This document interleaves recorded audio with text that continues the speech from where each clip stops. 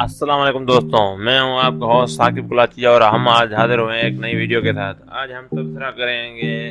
دنیا کے سب سے بڑے ایریا رکھنے والے ملک جو دنیا کے 4 بڑے سمندروں اور کئی چھوٹے سمندروں اور دریاؤں کے ساحل پر ہے، اور دنیا کے سب سے زیادہ ملکوں کے ساتھ بارڈر شیئر کرتا ہے، اور دنیا کی طاقتوں میں سے ایک طاقت سمجھے جانے والا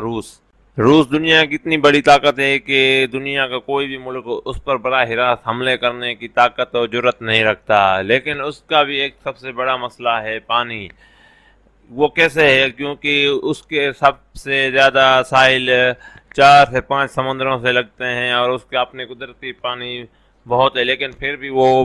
گرم پانی کا محتاج ہے۔ لیکن وہ کیسے ہے یہ ہم آج آپ کو بتائیں گے، اور اس سے بھی زیادہ آپ کو بتائیں گے روس کی کمزوری۔ لیکن اس سے پہلے اگر آپ دوست ہمارے چینل پر نئے آئے ہو تو آپ دوستوں سے ایک گزارش ہے کہ ہمارے چینل کو سبسکرائب کریں اور ہمارے ویڈیوز کو لائک اور شیئر۔ آپ دوستوں کو لگ رہا ہوگا کہ روس کی کمزوری پانی کیسے ہو سکتا ہے، جبکہ اس کو 4 اطراف سے تو سمندر لگتا ہے۔ ایک طرف اس کے پاس بلیک سی کے ساحل ہیں تو دوسری طرف کیسپین سی کے ساحل بھی اس سے ملتے ہیں، جبکہ پیسیفک اور آرکٹک اوشنز جیسے بڑے سمندر اس کے ساتھ ہیں، جبکہ آپ اور بھی چھوٹے بڑے سمندر ملا سکتے ہیں جیسے کہ سی آف کوسٹک اور سی آف جاپان۔ تو پھر یہ کیسے ہو سکتا ہے کہ وہ اس کے پاس پانی کی کمی ہو یا پھر اس کو پانی کے لیے مجبور ہونا پڑے؟ کسی بھی ملک کی ترقی کا راز اس کی خرید و فروخت پر ہوتا ہے، اس کی تجارت پر ہوتا ہے، اور دنیا کی سب سے زیادہ تجارت بحری راستوں سے ہوتی ہے، یعنی کہ پورٹس کے ذریعے ہوتی ہے، بندرگاہوں کے ذریعے۔ لیکن روس کے اکثر بندرگاہ سردیوں میں جم جاتے ہیں یا پھر ایسے مقامات پر ہیں جہاں سے اس کے دشمنوں کے سائے ہمیشہ اس کے پورٹس اور اس کی تجارت پر ہوتے ہیں، جس وجہ سے ہمیشہ روس کچھ نئے طریقے ڈھونڈنے کی کوشش کرتا رہتا ہے جس طریقے سے اس کی تجارت آسان ہو جائے یا پھر اس کی تجارت ٹھیک طریقے سے چلتی رہے، کیونکہ آپ کی تجارت میں کسی بھی طرح کا خلل پیدا ہو جائے تو پھر آپ کبھی ترقی نہیں کر سکتے، اور یہ روس برداشت نہیں کرتا۔ روس کے مشرق کا جو علاقہ ہے وہ ہمیشہ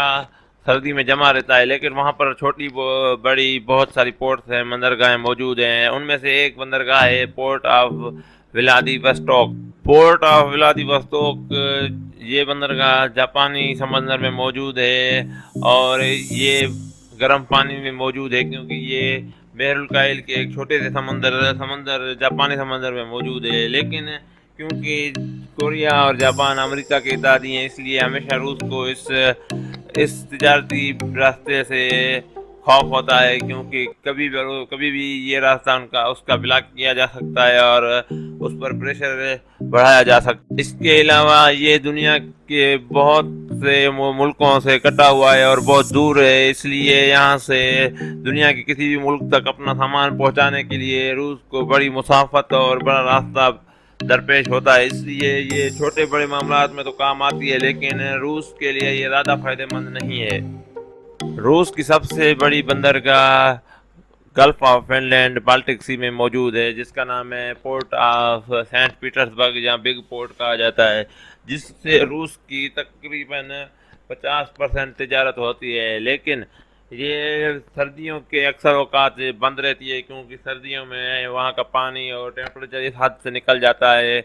کہ وہاں پر کوئی کاروبار تو کسی انسان کا رکنا بھی محال ہو جاتا ہے۔ لیکن سینٹ پیٹرسبرگ سے جو بحری راستہ نکلتا ہے اس کے راستے میں ناروے، سویڈن اور ڈنمارک کے یورپی ممالک آتے ہیں، جس میں سب سے زیادہ ڈنمارک کے علاقے بیچ میں آتے ہیں، اور وہاں بہت سے تنگ راستے ہیں جن سے 1 یا 2 بحری جہاز ایک وقت گزر سکتے ہیں، اس سے زیادہ نہیں۔ اور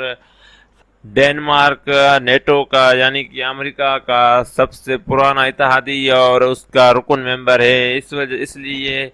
روس کو ہمیشہ یہ خطرہ لاحق رہتا ہے کہ اگر کبھی کسی بھی معاملے میں امریکہ کے ساتھ اگر کچھ بھی معاملات بگڑتے ہیں تو یہ اس کا بحری راستہ کاٹا جا سکتا ہے، یا پھر اس کے خلاف امریکہ کوئی بھی کارروائی کر سکتا ہے، کیونکہ راستہ بہت ہی زیادہ تنگ ہے، اور اس پر بھی اس کے دشمنوں کے ساتھ روس کی ایک اسٹیٹ ہے جو اس کے مین لینڈ یعنی کہ سارے رشیا سے الگ ہے، لیکن یورپ کا ایک حصہ ہے، اور یورپ کے بیچ میں ہے، بالٹک سی پر ہی موجود ہے، یعنی کہ اسی سمندر پر موجود ہے جہاں پر سینٹ پیٹرسبرگ کی پورٹ موجود ہے، اور وہ उस सूबे का स्टेट का नाम है किलिंगराड, और वहाँ पर ही एक बड़ी पोर्ट ऑफ किलिंगराड, और ये पोलैंड के साथ इसके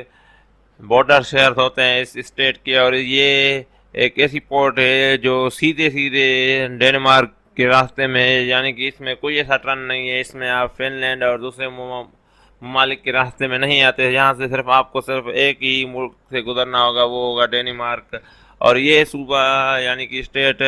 रूस के लिए सबसे ज़्यादा तरक्की का बायस है, क्योंकि इस तरीके से वो पोलैंड और दूसरे मुल्कों पर नज़र भी रखता है, और सेंट पीटर्सबर्ग और दूसरे पोर्ट्स की हिफाजत करने में भी ये पोर्ट मदद देती है। इसके अलावा भी इस पोर्ट से कारोबार भी होता है और तिजारत भी होती है, और भी बहुत से कारोबार के काम इस पोर्ट के जरिए। रूस की दूसरी सबसे बड़ी पोर्ट ऑफ नवरासिक, ये पोर्ट रूस के लिए एक खजाना है, एक खजाने की तिजारती बंदरगाह है, क्योंकि ये पोर्ट है ब्लैक सी पर। ब्लैक सी वो इलाका है जहाँ से रूस कुदरती गैस और पेट्रोल और दूसरे कुदरती मिनरल्स निकालता है, और उन्हें दुनिया में फरोख्त करता है, उनकी तिजारत करता है। ये ब्लैक रूस के लिए एक खजाने की खान है, क्योंकि यहाँ से उसको बहुत सारे मुनाफा होता है, और लेकिन इसके रास्ते में भी बहुत सारे खतरे मौजूद हैं।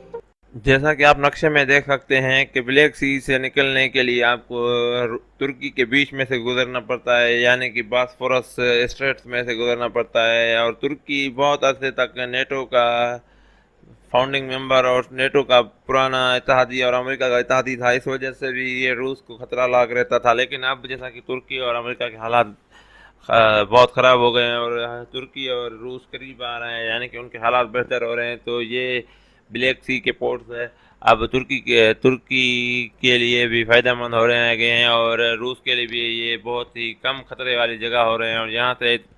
रूस अपने सबसे ज़्यादा तिजारत करने का सोच रहा है, और सेंट पीटर्सबर्ग से अपनी तिजारत को कम करके ज़्यादातर ब्लैक सी पर वो मुनहसर होने की कोशिश कर रहा है। रूस का क्रीमिया पर कब्जा और यूक्रेन के खिलाफ जारियत भी ब्लैक सी और उसके इलाकों और उन मुल्कों पर भी दर्द हर्ज की वजह बना हुआ है, क्योंकि इस वजह से अमेरिका और दूसरे मुल्कों के जहाज़ आम तौर पर ब्लैक सी में मौजूद रहते हैं, और कभी भी किसी भी मुहिम का आगाज़ हो सकता है। और ये रूस और उसके इत्तेहादियों और तुर्की के लिए अच्छी बात नहीं, क्योंकि इसका सबसे ज़्यादा नुकसान तुर्की को होना है। इस वजह से भी तुर्की बॉस्फोरस और दूसरे मामलात की नज़रसानी के सोच रहा है, जबकि ये एक इंटरनेशनल पानी है, यानी कि इस पर कोई भी आ जा सकता है, लेकिन चंद कवानीन है जिनका तुर्की को फ़ायदा होता है और इससे ज़्यादा कुछ नहीं होता। लेकिन अब इसका सबसे ज़्यादा फ़ायदा रूस उठा रहा है और वो अपनी मनमर्जियाँ भी कर रहा है। लेकिन रूस पर यह इल्ज़ाम भी लगाया जाता है कि उसने अफ़गानिस्तान पर हमला इसलिए किया था क्योंकि उसको गर्म पानी यानी कि गवादर पोर्ट और दूसरे पोर्ट पर पहुंचना था, और अब भी उस पर यह इल्ज़ाम लगाया जा रहा है कि शाम पर हमले और शाम में बगावत पर रूस को सबसे बड़ा फ़ायदा होगा, क्योंकि उस तरह वो मेडिटेरियन सी पर यानी कि बड़े बहरे रोम पर वो सीधे सीधे पहुंच सकता है शाम के ज़रिए, यानी कि उसको बॉस्फोरस की भी अब ज़रूरत ना पड़ेगी। लेकिन तुर्की ही इस बात को समझता है, इसलिए वो शाम में मुदाखलत करता है और रूस के खिलाफ उस मामले पर रूस के खिलाफ रहता है। रूस की जोग्राफियाई हदें बहुत ज़्यादा हैं और रूस के मामलात भी बहुत ज़्यादा हैं, उनको एक वीडियो में कवर करना या एक वीडियो को बहुत लंबा कर लेना अच्छी बात नहीं है और ना ही ऐसा किया जा सकता है। इसलिए हम इस वीडियो को यहीं पर ख़त्म करेंगे, और आज हमने आपको एक रूस की कमज़ोरी और ऐसी कमज़ोरी बताई है जिससे रूस पूरी दुनिया से कट कर रह सकता है, और अगर रूस को गर्म पानी मिल जाए तो रूस दुनिया में नंबर 1 भी बन सकता है। अगर आपको ये वीडियो पसंद आई हो तो हमारे चैनल को सब्सक्राइब करें और उसके साथ बेल बटन को भी दबाएं